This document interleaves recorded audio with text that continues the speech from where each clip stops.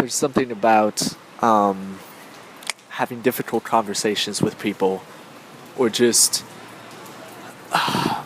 breaking the cycle that people get stuck in, that I get stuck in conversation, in action, that just wakes me up mentally, that makes me say the right things, makes me not just say them, but makes me be clear on the course of action in a way that very few other things do. For example, I just had a long conversation with my mom. My mom has this pattern in her life of, I give her all the credit. This is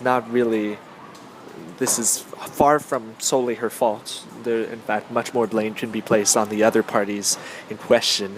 But she gets taken advantage of by people in power, or people who she respects, or people with authority, into doing things that are not good for her. Definitely not good for them in the long run either. And the example we were talking about tonight was her school situation, where she had a concussion a year and a half ago, and she's been trying to, she had a long time spent out of school, and school is a very chaotic environment, so she had to have a long recovery period with no exposure at all. But when she went back, her principal was not accommodating at all to, she wasn't fully back. She had a lot of trouble with loud noises. She had troubles with the open classrooms. She needed a closed classroom, and the principal, can't fully put the blame on him either. The incentives and the competing desires at schools are complex.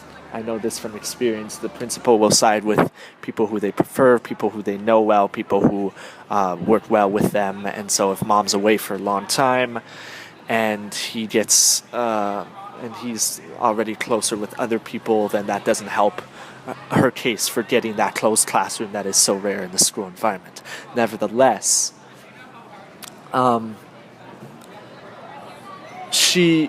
it's a two-way street.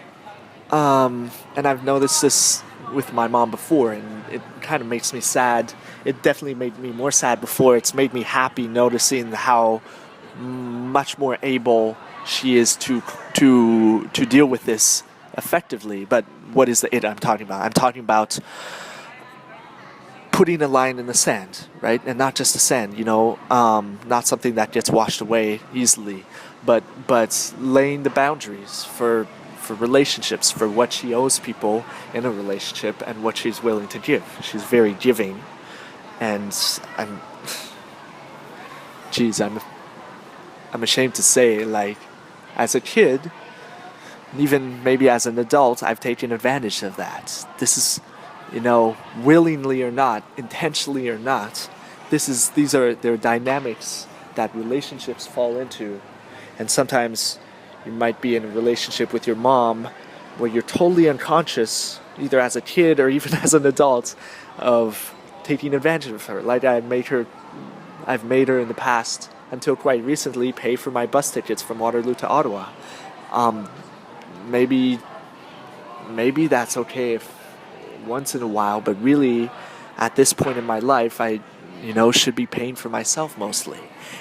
But it was just so easy. It's so convenient, and there it is. So, the easiest path is the path of least resistance for most of us. And I'm sure it's the same with this principal. If she's not putting her foot down, if she's not standing up for herself and telling him with no disrespect and no subservience, but just clarity and just honesty that this is not going to cut it. And that it's not, my doctors told me that I can't do these report cards in time and the amount of work required to do them in time, and that I shouldn't even be looking at a computer screen, and so I'm going to follow my doctor's advice because many times in the past I haven't followed their advice, and that's probably why my recuperation is slow. And I really think that I can bring, like it's not helping me or the school or you or the students if you've got a sick teacher on your hands. And so let me invest the time to take care of myself and to demand what I need in order to get better, as opposed to doing it halfway. If you do it halfway, it takes twice as long, law of math, or maybe 4 times as long if it's exponential. Who knows? It's not mathematical that way. But no, when I say that, there's something about telling people to break their cycles that just motivates me, that puts me in the right mindset to be clear with people and to be actionable with people. I mean it. I see it right now. I just told her, you need to tell them that. You need to... And I was clear, and I want her to, because I care for her. Because I know that this is less difficult than she's making it out to be. I know who she is in many ways. I know this part of her because I've abused it, consciously or not, in the past. Definitely intentionally. Consciously or not is another question. So intuitively, through experience, I understand this part of her. And I know it's not good for her. I know it gets her into trouble. I know it's a Ponzi scheme, right? It's something that if you do a bit of, you establish that dynamic, it's self-reinforcing. You need to do it more, and it's gambling. You need to do it even more, and you need to maintain that dynamic, and the other person needs to maintain their dynamic. The principal needs to keep ignoring her, because if he starts giving her some freedom, maybe she won't respect him as much. No, these things, these subordinate, dominant dynamics, these rivalrous dynamics in relationships, they need to be not just called out as, this is subordination, and this is rivalry, this is not fair, you're abusing me. That's great if you want to get the other person to do what you want right away, and you're sick and tired of it. I get people who do that, but it can be done better. It can be done clearly. It can be done with that clarity in your eye of, this is not working, and I'm not going to negotiate this, and I'm not going to be angry with you. I'm just going to tell you how it's going to be from now on, and we're going to do it that way, and we're going to talk and figure it out, but this is going to happen differently from now on. And I think if she can have a bit more of that in her life, I mean, it applies everywhere, It applied in the past with an ex-boyfriend she had, which was a total,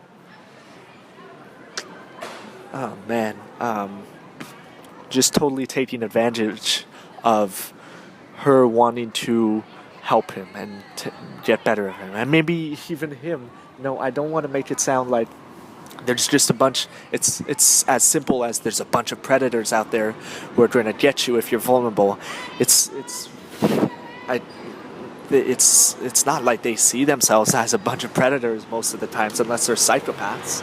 It's more like these are just patterns, probably unconsciously, that we fall into. And I've fallen into being on both sides of this, being the so-called victim and being the so-called aggressor. And it's not as simple and intentional as it looks.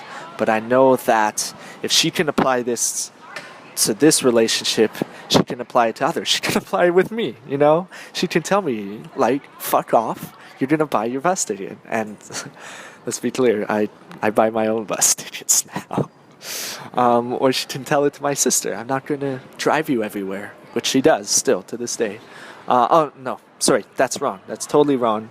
My sister has a car now, doesn't get driven everywhere, but my mom still does a lot for her that my sister seems to take for granted a bit too much, as in she It's not merely that she doesn't show appreciation, it's that she doesn't recognize the need for appreciation. If you don't need to show it profusely, but you need to understand that people helping you, people being going out of their way to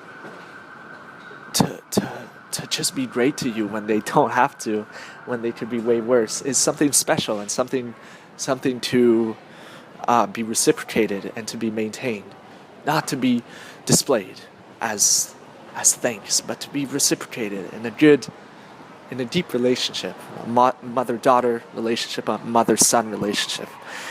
And yeah, that's about it. That's all I want to say right now. Maybe I'll post this at some point. But I'm curious about the fact that what are these types of conversations, these types of interactions I have with people I love that tend to bring out the best in me, that bring out this devotion to figuring it out with them. How do I bring that out more? How do I bring that out when I'm making content? So that not only are the ideas I come up with way better, and my real potential, my real depth can be exported, can be displayed, can be outputted, right? Outputted. How can I output the true depth of what's inside is a question people always struggle with, because anyone who sounds shallow, anyone, trust me on this, anyone who sounds, who comes across as easy to figure out or even as hard to figure out is much more complicated than they look and much more interesting than they look. And how can they bring that out? That's sovereignty, that's depth, that's hard. And there's something about these types of conversations with my mom, with friends, that brings out this quality in me that I like, that I appreciate, and that I want to learn to cultivate and to express more. And I just hear Daka Baraka is starting their show, so I'm going to go join them, okay? So thanks for bearing through with this. And wherever you are, find those things that make you express the true depth of your character.